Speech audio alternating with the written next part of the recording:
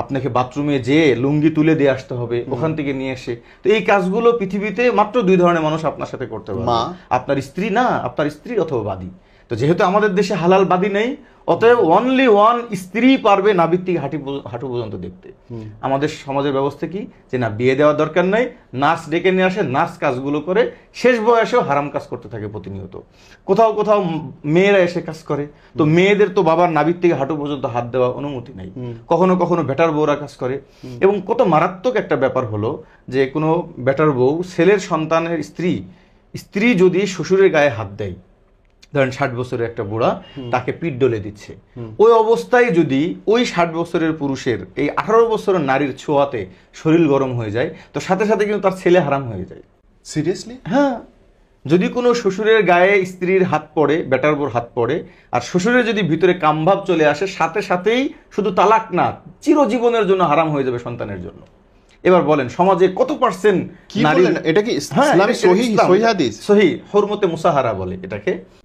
আমি আপনাকে একটা গুরুত্বপূর্ণ মাসলা আলোচনা করি, সেটা হলো যে ইসলামের একটা বিধান হলো যে যদি কোনো মেয়ের বাবার সাথে টাচ লাগে এবং সেটা কোনো কাপড় ছাড়া, এমনি টাচ লাগলো, অনেক সময় ব্লাউজে পণ্য থাকে, এখানে ধরে উঠাচ্ছে বাবার মেয়ের, অথবা কখনো ছেলের যদি মায়ের সাথে এমন ঘটে যায়, মার পাশে বসছে এক লেপের মধ্যে মানে বসে টিভি দেখতেছে, অথবা শাশুড়ির সাথে যদি কাপড় ছাড়া কোনো টাচ লেগে যায়, অথবা বেটার বোর যদি শ্বশুরের সাথে টাচ লেগে যায়, এই 4 ধরনের মানুষের কোনো একটা ঘটে গেলে সাথে সাথে ছেলের যদি টাচ লাগে বাবার সংসার হারাম, হ্যাঁ, যদি বেটার বোর টাচ লাগে তাহলে জামাইয়ের সংসার হারাম, যদি শাশুড়ির টাচ লাগে তাহলে নিজের মেয়ের সংসার হারাম। এবার বলেন যে এই যে একটা বিরুদ্ধ বাবাকে তার বেটার বউ তার মালিশ করে দিচ্ছে, টাচ লাগলেই হারাম। টাচ লেগে যদি ভিতরে কামভাব আসে, মানে টাচ লেগে ভিতরে কামভাব আসে, আসতেই পারে, মানুষের মন, মানুষের মধ্যে বাস্তবতা, যেখানে আপনার ফ্যামিলি চলতেছে, আল্লাহ মাফ করুন, বাট ইট ইজ ট্রু, এবং আসবেই। ধরেন কথা বলছে আল্লাহ রসুল, বাবা মেয়েদের যখন বড় হয়ে যায় তাদের থেকে বিছানা আলাদা করতে বলছে। কেন করতে বলছে? কারণ আপনি পুরুষ মানুষ, আমাদের সম্পর্ক যেটা আছে রক্তীয় সম্পর্ক, এটাতে আপন জায়গায়, কিন্তু শরীর যখন শরীরের কাছে যায়, সেটা যদি হয় আপনার যেটাই হোক না কেন, শরীরের কাছে গেলেই কিন্তু শরীর কথা বলবে। ধরেন কথা বলতেছি, একজন মা, তার স্বামী 10 বছর বিদেশে আছে, সে যখন তার একটা যুবক ছেলে এসএসসি পড়ে, তাকে নিয়ে এসে এক গাড়িতে যাচ্ছে, সে ছেলে মনে কিছু নাই। আমি এই কথাটা বললেন, আমি বলতে চাই নাই কোনোদিন। আমি একটা এপিসোড শুট করছিলাম যেখানে, মাফ করুক আমি সেটা পাবলিশ করি নাই, মা তার সন্তানের সঙ্গে অবৈধ সম্পর্ক, আল্লাহ মাফ করুক, আমি নাউজুবিল্লাহ। আপনার এই মোহাম্মদপুরে থেকে আমাকে এই পর্যন্ত 4 থেকে 5টা ছেলে ফোন দিয়েছে, তারপরে একটা ছেলে বলতেছে, হুজুর আমার মা আমাকে বিয়ে করতে দেয় না। কি জন্য? বাবা মারা গিয়েছে, উনি এই সামাজিক স্ট্যাটাসের জন্য আর বিয়ে করবে না, কিন্তু আমাকে ব্যবহার করে এবং বলে তুই যদি একটা বিবাহ করিস তাহলে আমি আত্মহত্যা করবো, আমাকে বিয়ে করতে দেয় না।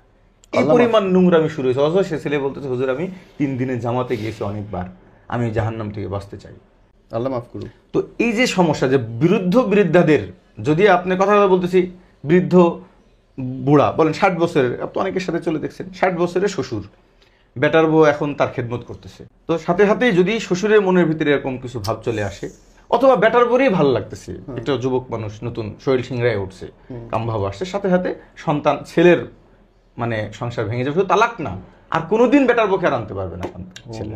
এই জন্য এই বৃদ্ধদের এই বয়সে যেহেতু পৃথিবীর কারোর খেদমত করার অনুমতি নাই, অতএব ওই মুহূর্তেও একজন বৃদ্ধের স্ত্রী দরকার তার খেদমত করার জন্য। আমি জানতামই নাই এই মাসলাটা বহুজন জানেন এবং আলোচনা করেন, এটা লজ্জাস্কর। তো কিন্তু হাজারো বাংলাদেশে এরকম পরিবার আছে বলে কি আমি একটা ভয়াবহ হাদিস আলোচনা করব না? এই জন্য আমি সবাইকে বলি যে দরকার হয়, দেখেন অনেক সময় শ্বশুররা বেটার বউকে আনতে যায়, অনেক সময় মোটরসাইকেলের পিছনে চড়ায়, অনেক সময় অনেক বাবা আছে নিজের মেয়েকে পিছনে মোটরসাইকেলে চড়ায় স্কুলে নিয়ে যায়। এখানে যদি মেয়ের হাত, এক তো শরীরের টাচে তো শরীর এমনি গরম হতে পারে, যদি না হয় তাহলে তো কোনো ঝামেলা, কোনো সমস্যা নাই। কিন্তু যদি যে কারোর, দুইজনের হওয়া লাগবে না, যে কোনো একজনের যদি কামভাব চলে আসে, ভিতরে শিহরায় উঠে, শরীরের ভিতরে পরিবর্তন ঘটে, তাহলে সাথে সাথে হারাম হয়ে যাবে। নাউজুবিল্লাহ। আল্লাহ আমাদেরকে মাফ করুন। আল্লাহ আমাদের মাফ করুন।